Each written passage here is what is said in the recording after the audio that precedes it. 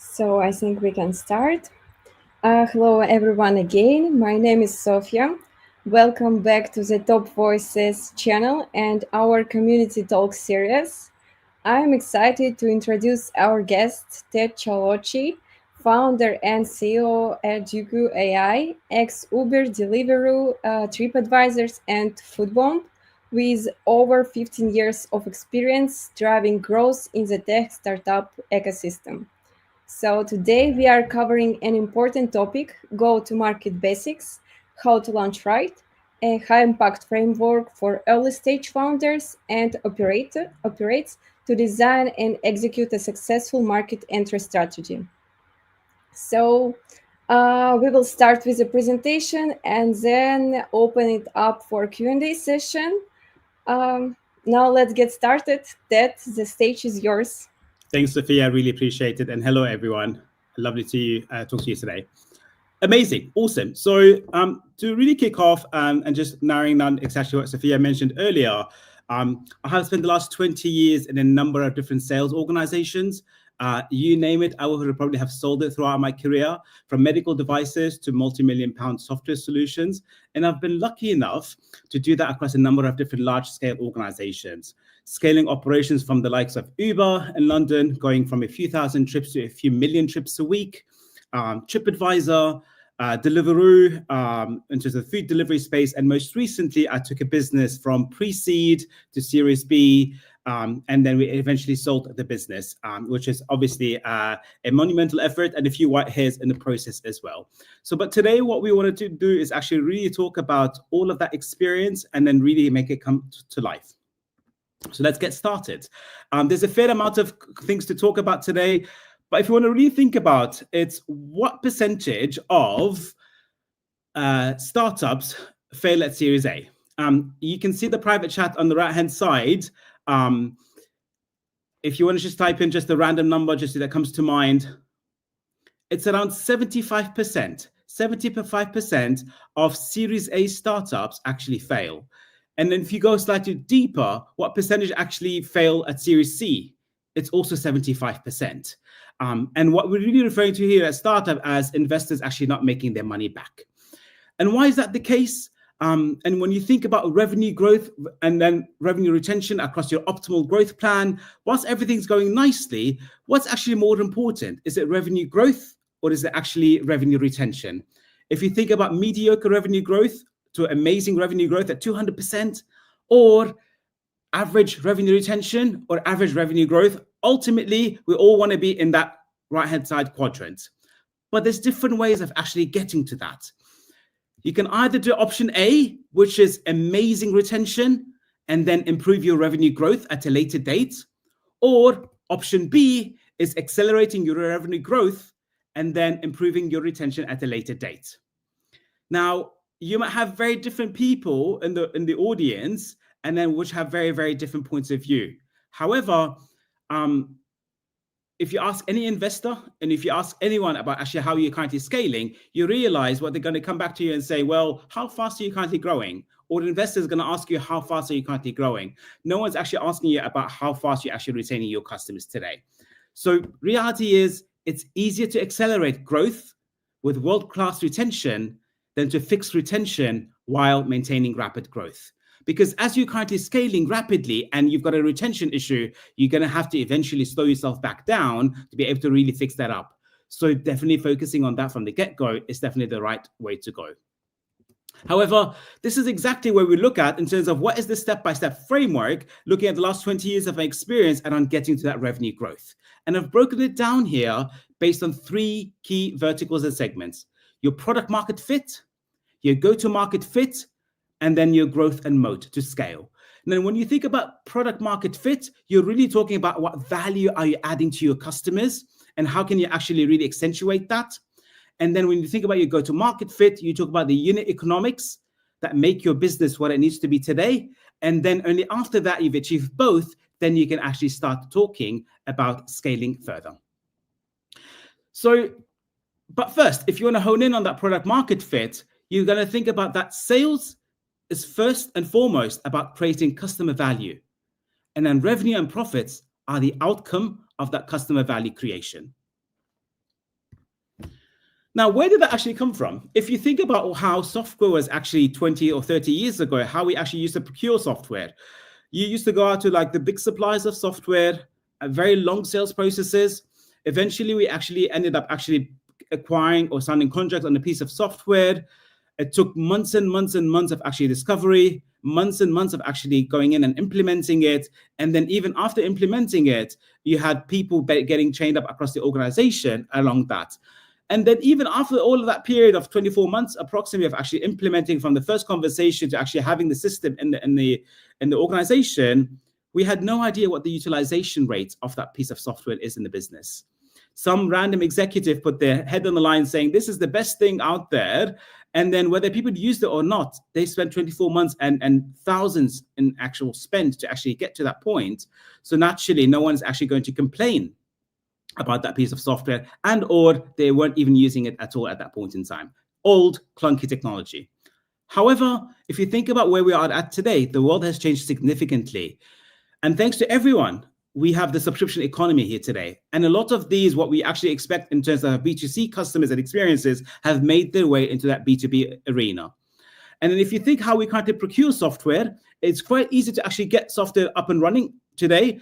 But similarly, it's actually very easy to leave them as well, should you actually not want to utilize that software anymore. However, what's awesome about that is with the power of social media, you're really amplifying your experience and talking about your experience. So naturally, organizations are more leaning towards how can they ensure that the customer experience is the best that actually could be at that point in time. Now, how do they actually achieve that? Well, again, sales is first and foremost about creating customer value, and revenue and profits are an outcome of that customer value creation.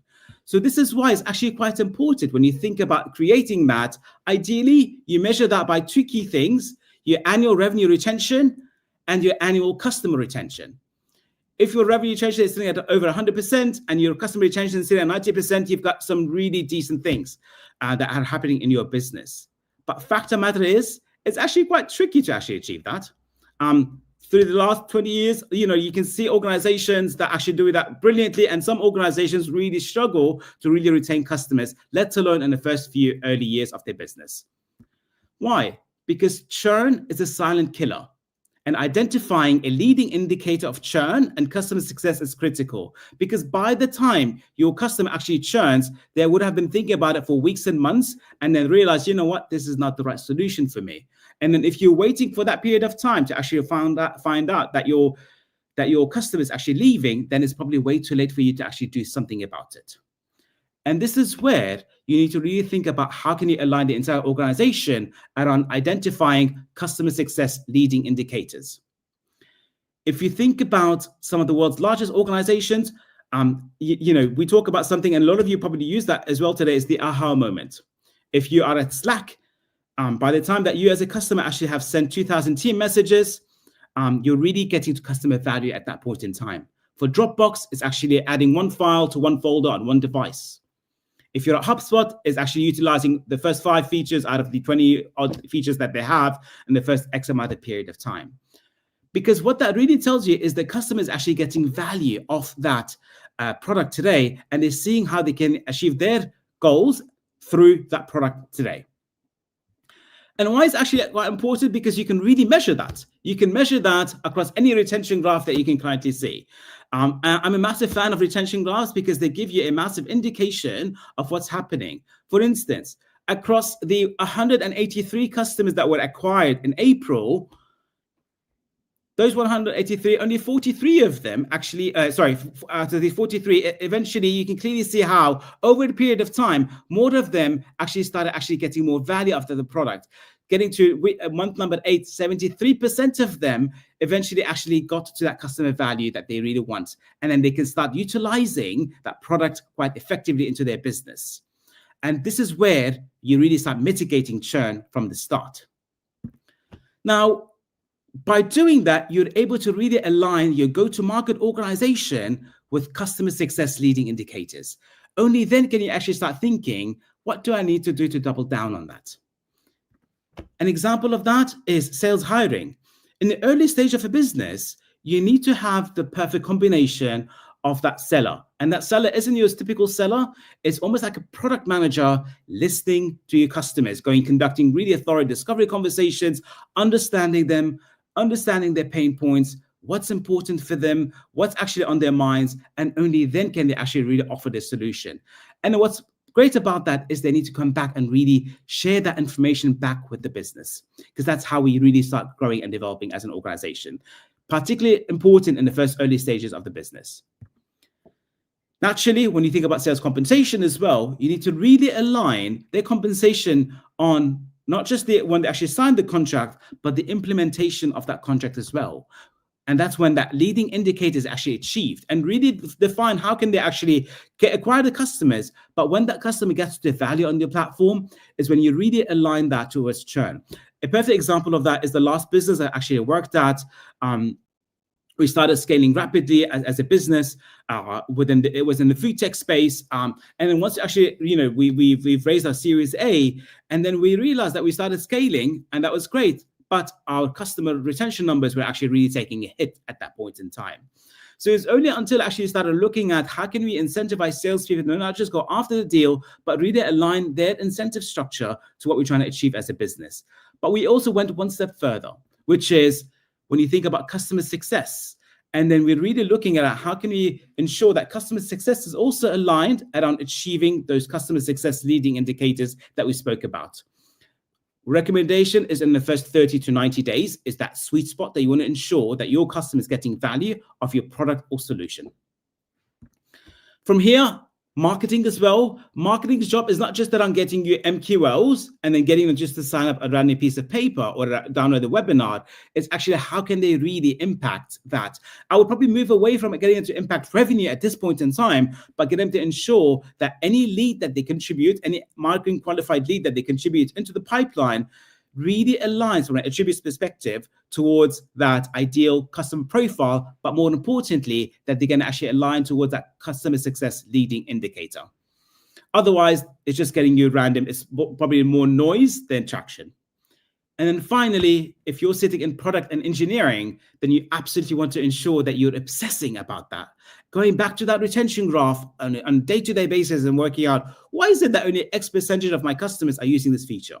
Why is it that only X amount of them actually do this? Or what do we need to really get quite picky about to ensure that our customers are getting to value?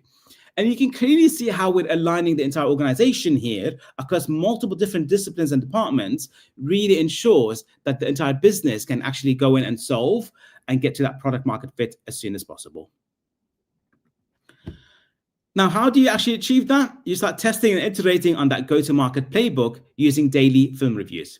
If you think about all that team on a day-to-day basis, getting them back in at the end of the day and talking about your day, what have you actually learned from today? What are the common customer objections? What are we hearing on the streets? What's actually happening?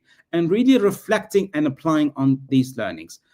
It's only through that you can actually start really thinking about how we can be adding value, because what you do on a day-to-day basis really starts framing that sales playbook that you need to really think about. And then it's that conscious and on this circle, because you constantly learn. And how fast you do that and how rapidly you do that, the faster you can actually achieve product market fit. And then how frequently you achieve that also really impacts you getting to product market fit as soon as possible. And that's exactly the point I made earlier around ensuring that the first few sales hires are acting almost like product managers as also salespeople, because they need to have their, hands and eyes on the road to ensure that they are understanding what's happening at the customer level, but also relaying that information back. What's great about that as well is the fact that with the advancements of technology for the utilizations of Chorus and Gong and all of these tools, you've got full visibility right now of actually what's really working and what's not working. Now, what that really starts doing is ensuring that you are setting up that team for success, looking at that film review setup. The salesperson records that call, they prepare that feedback, and then they ensure that they look for areas of improvement in terms of construction feedback. They bring it back to the meeting. The entire team listens back to that conversation, look at what are some areas of improvement, open up the conversation for some comments. And only through that can you actually start really tweaking that playbook, that messaging, identify where the gaps are, and also really ensuring that you start focusing on that buyer journey and being very customer centric and very obsessed about that customer experience. Again, going back, once you start doing that properly, then you can start really seeing the traction here around ensuring that the percentage of customers that achieve that leading indicator status by month of tenure really starts shifting between those red and yellow numbers to green. And that's the number that you really want to see, that your customers and a high concentration of them are getting to value on your platform. Only then can you actually mitigate churn. And once you've actually achieved that, then you can go as fast as you'd like to go. So, and that's exactly going back to that framework. You think about the goal of that phase for customer success, you're focusing in on that process builder, that product manager as the salesperson. That go-to-market process is very much a customer success focused go-to-market approach. And my recommendation here at this point in time is around pricing. Probably the least of your worries at this point in time is pricing, because what you really want to ensure is you're getting the right traction with customers. I'm not saying giving it away for free, but I'm also saying that you want to ensure that whatever you're offering them, they're getting value out of, and you want to really learn from them in the early stages to get to that product market fit as soon as possible. Again, your pricing structure is very reflective of the value that you're adding to your customer. And then when you think about the compensation for your sales organization, you need to tie it back onto customer success outcomes and what percentage of your customers are getting to value on your platform. Now, if you move on from that and you've achieved all of those, then you start tackling that go-to-market fit.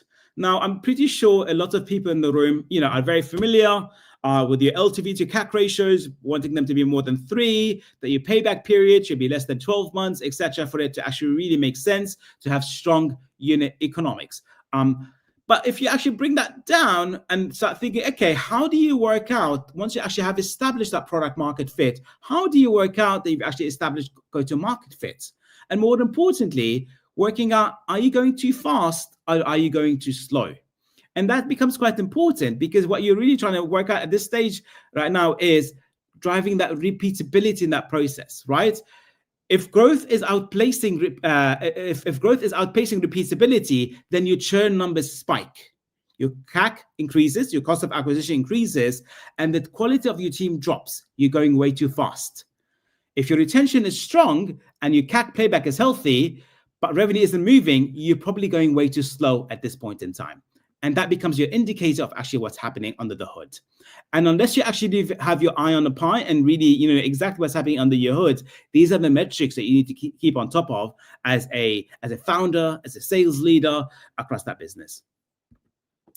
So when you hone in on that go-to-market fit then, and you focus on the unit economics there, you're moving away from having a go-to-market process that's very much customer success focused to more about codifying that into your business. Because what you're really looking right now for is actually, how can you solve for unit economics? And how can you ensure that the key thing that you're trying to achieve with your customers is drive retention, but at the same time, ensure that you are experimenting along the way as well.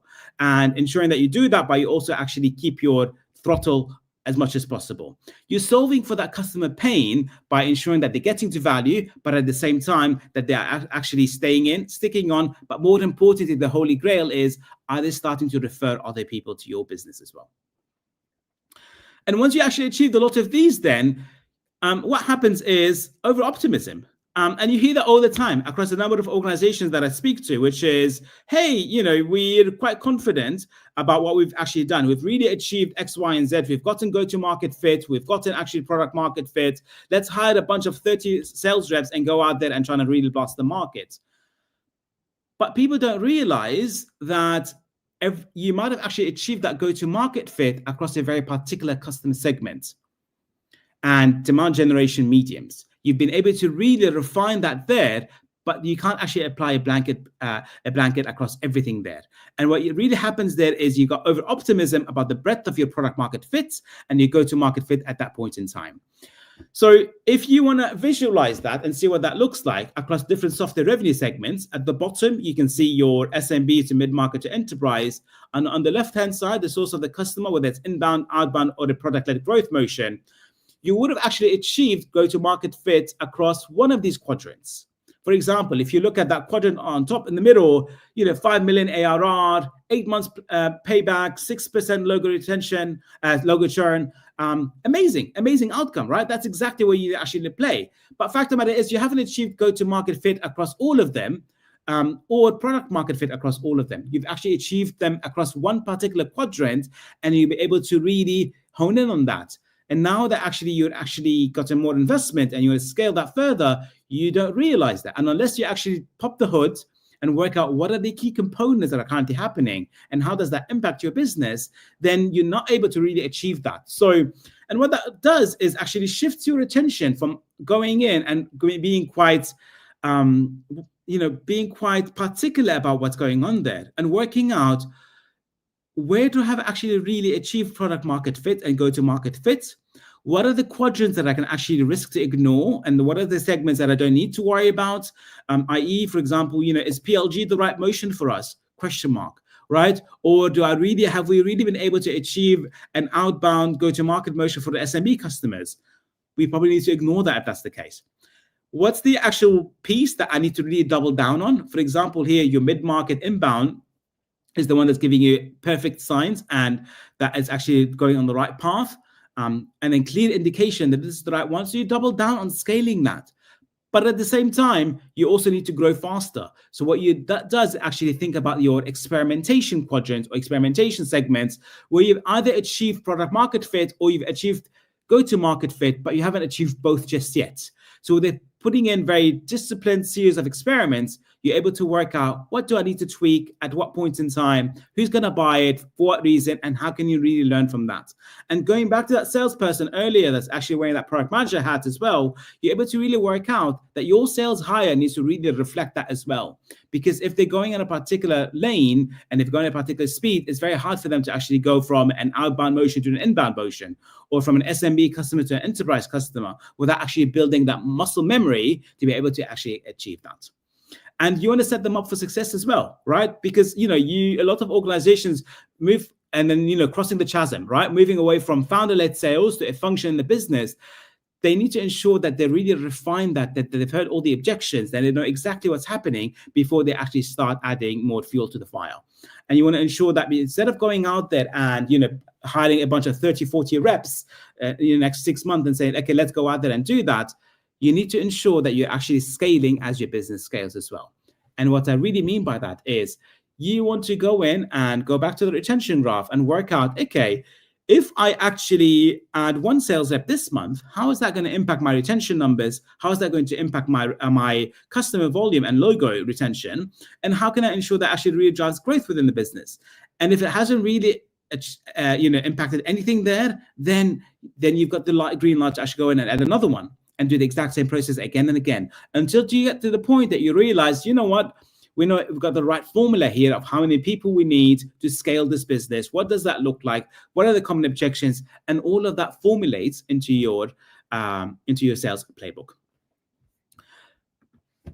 And then from here, you start looking at, okay, now that you actually have hit in that go-to-market fit, you've got that scalable, measurable medium, you've solved for the unit economics, you've really aligned customer success outcomes to those unit economics in terms of the compensation of the business, then you can start looking at how can you actually grow the business and applying growth and what's the moat within the business. And you move the go-to-market process from being like a codified process to more about codify into systems and ensure that you can really drive repeatability and predictability in that sales motion. That you know exactly how many leads are coming in, you know exactly the unit economics of that, but more importantly, you've got the sales conversion flow to work out that out of X amount of leads, they're converting at X rate, that they're going to churn at X percentage. And then you've got that perfect formula to work out, okay, what are the levers that you can pull in the business to be able to achieve that?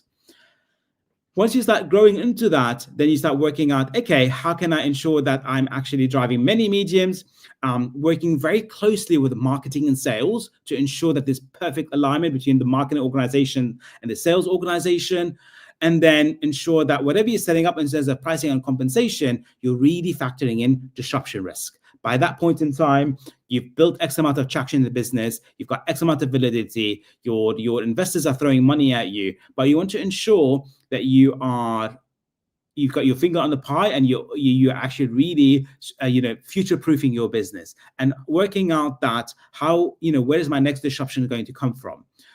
Because business are always popping up out of everywhere, and you want to ensure that you are on the right track to de-risk it for your business.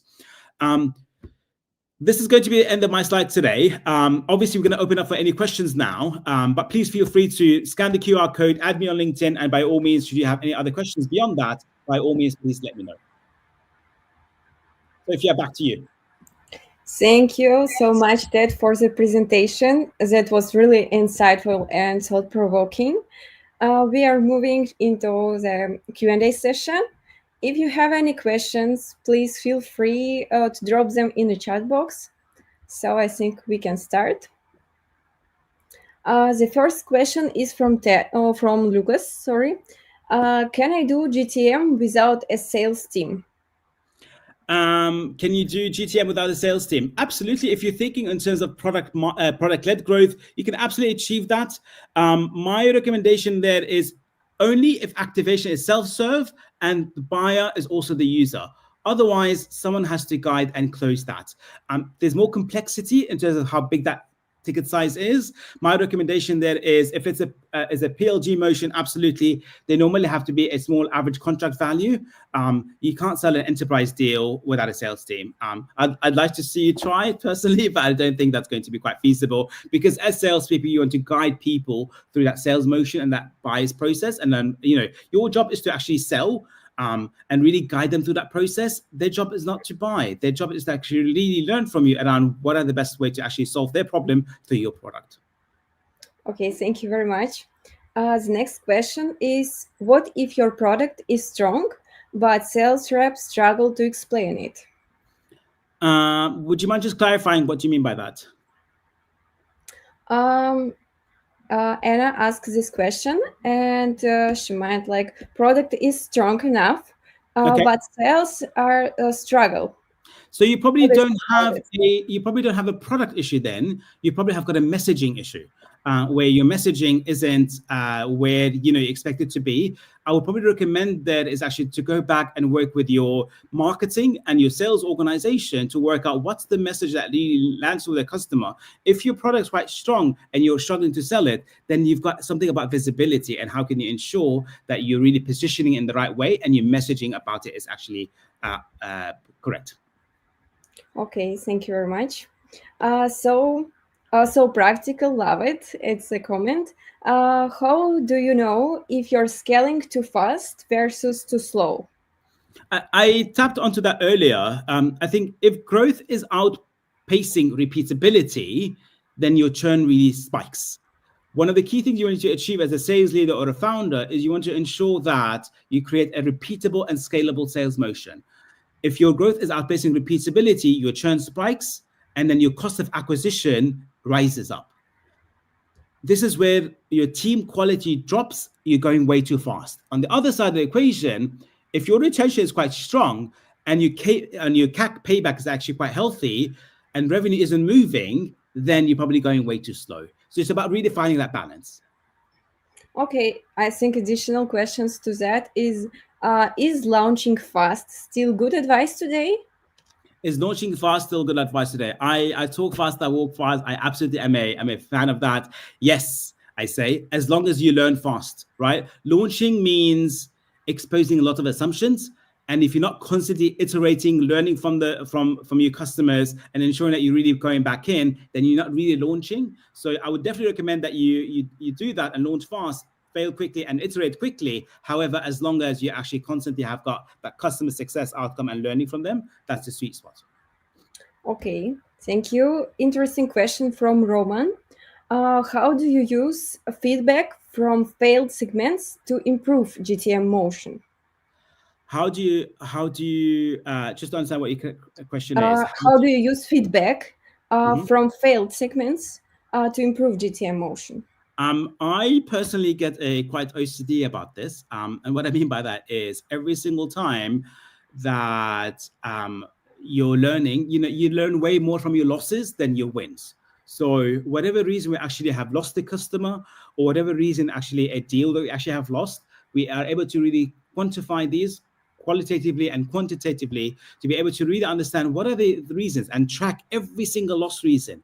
If a segment, for example, constantly says not now or no need, it's a signal to pivot from your ICP or clarify, is your value proposition really landing well with those customers? Okay, the next question is, can you elaborate on what's the easiest way to find early customers? Can I elaborate on what's the easiest ways to find customers? Yeah. It depends on what scale and stage in the business you are. I think in the early stages, probably warm intros are going to be your best bet, and double down on that. People within your network, you'll be surprised at how many people actually that knows someone that does something that's close into your space. Also, cold outbound works brilliantly as long as you're not really spamming people. You see a lot of that, unfortunately. A lot of people actually not really honing in on who they're selling into, what their pain point is. You got to give them like cold outbound, but with a sharp line. We help X persona solve X paint in X time frame. And I would love to have a conversation for 5 minutes. That normally works. But definitely warm intros in the first stages are my go-to. Okay, I think we have one more question. What's a common mistake new founders make with GTM? Uh, Plenty. I've had the conversation with a number of different founders around what that does, and everyone has got very different experiences.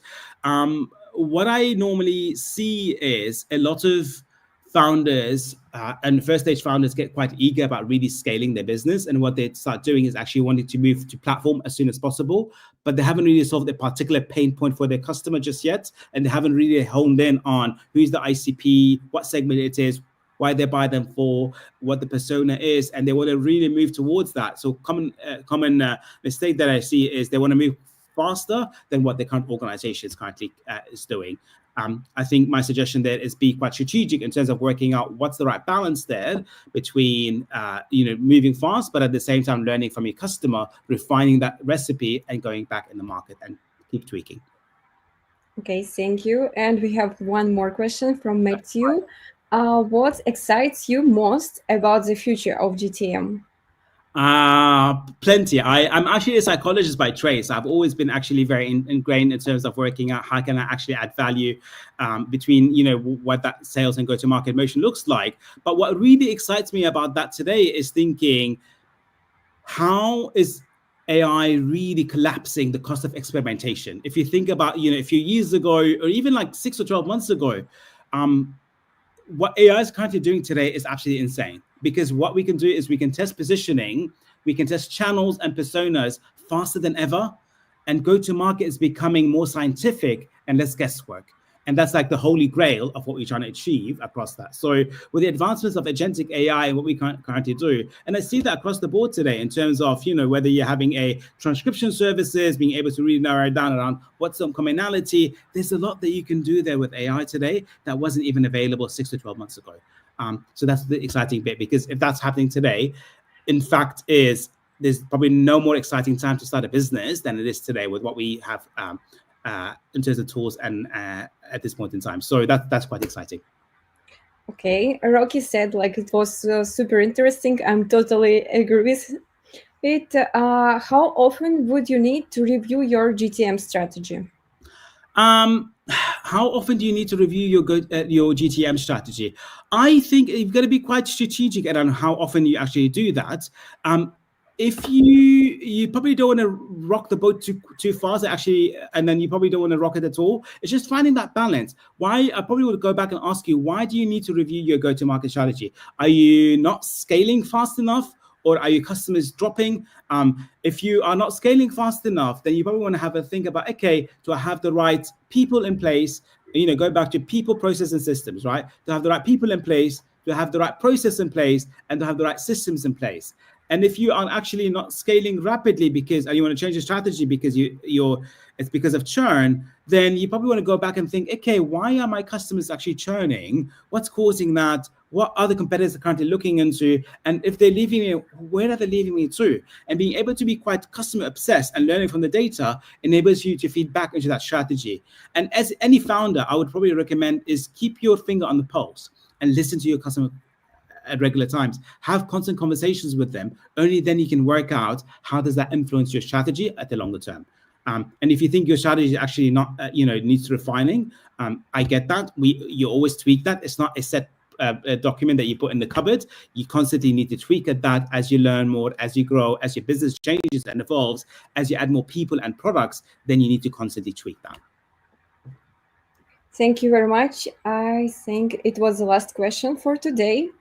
So a big thank you for you, Ted, for sharing your time and expertise with us, and for everyone who joined us today.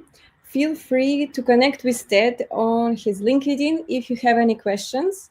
So the links to his profile is in the description below.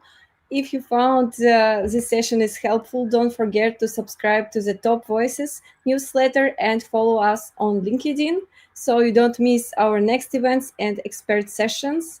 All links are in the description also below.